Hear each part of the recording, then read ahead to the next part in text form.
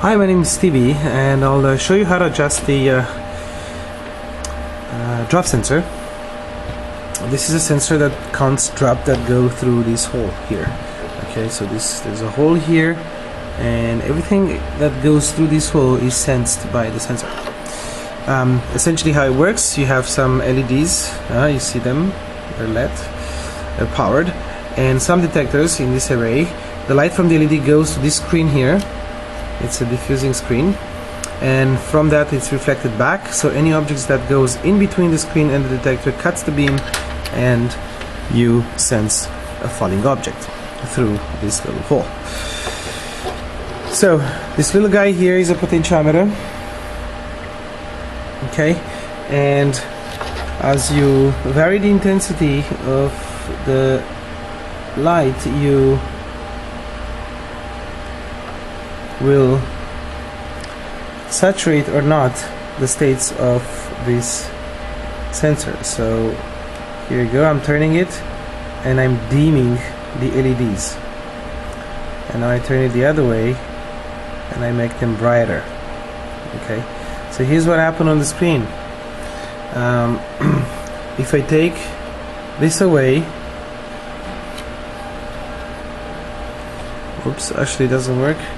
Let me dim them a little bit because the light is too powerful. So I'm gonna dim them a little bit.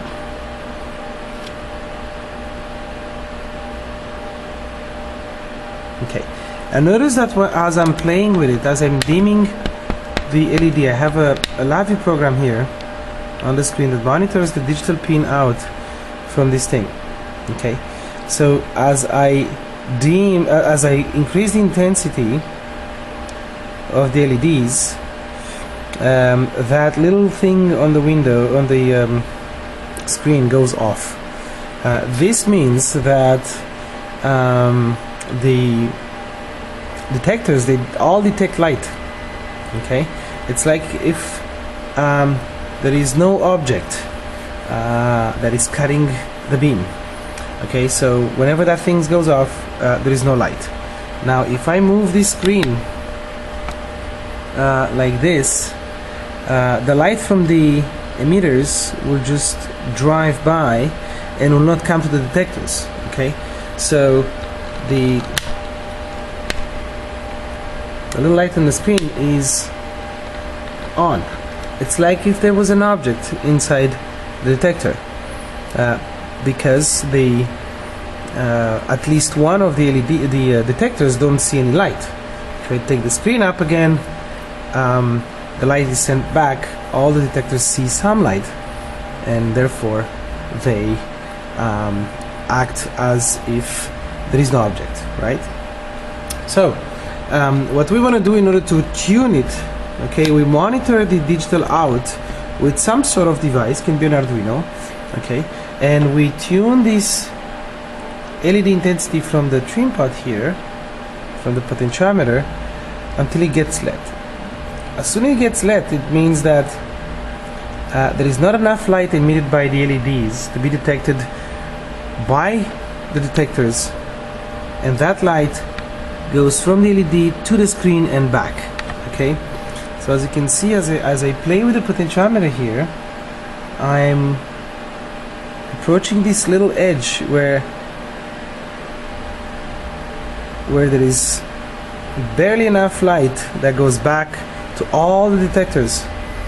So they all say, I see the light, therefore there is nothing that blocks the light coming back. So what we need to do is to find this little threshold where we just bring the intensity up barely until we get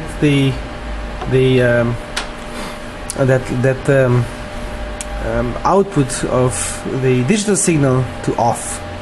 Okay, so we keep it very, very close to the threshold, and now as soon as I put my finger inside, it just changes state, right?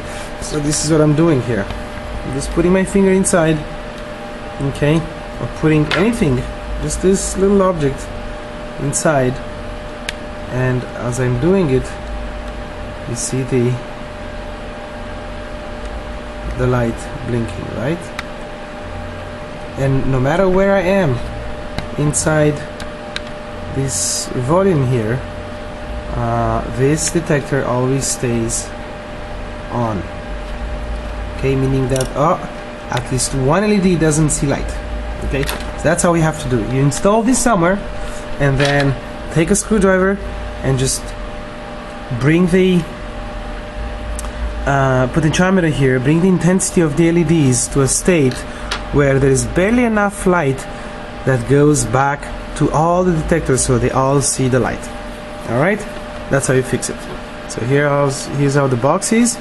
Normally you should keep it upside down in normal operation mode, and there's a hole here, and the object will fall through this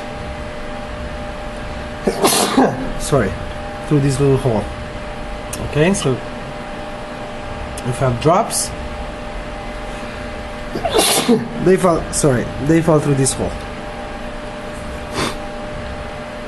Electronics is under, and this is the little screen, which is a plastic reflector that will not get wet or anything. So that's the casing for now. We have to shrink it for the next iteration of this prototype. Thank you very much.